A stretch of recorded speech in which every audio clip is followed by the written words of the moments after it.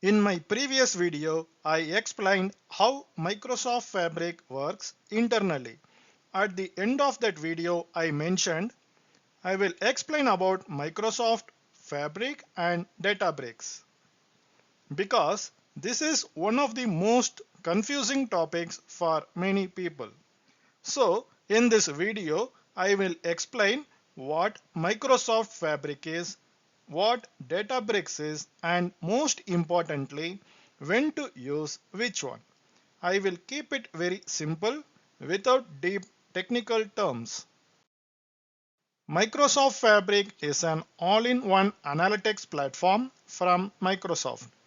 It includes tools like data ingestion, data engineering, data warehouse, and Power BI reporting. Everything works together in one platform using one lake as the storage.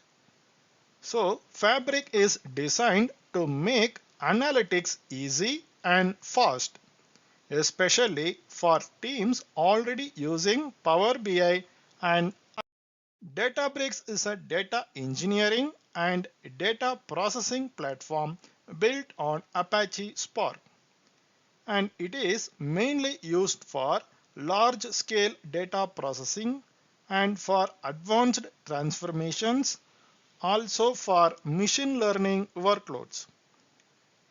Databricks gives more control, but it also requires more technical knowledge. Compared to Fabric, Databricks is more developer centric. Let me explain the main difference in very simple words. Microsoft Fabric focuses on simplicity, speed, and end-to-end analytics, but Databricks focuses on flexibility, control, and AV data engineering and machine learning.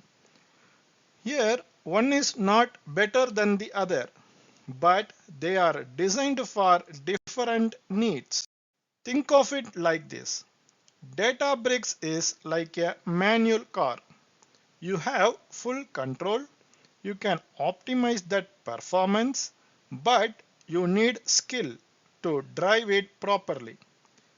If you come to Microsoft Fabric, it is like an automatic car. It is easy to use with less setup and faster for most people. Both cars are good, but it depends on who is driving and where you are growing.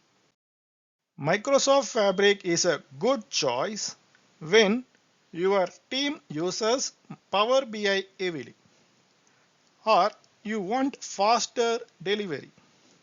Otherwise, you don't want to manage infrastructure and you use cases are reporting and analytics. Fabric works very well for small to medium teams and organizations starting with modern analytics. Here, Databricks is a better choice when you process very large volumes of data and you need advanced Spark optimizations, and also you work on machine learning models, and if you need more control over clusters and performance.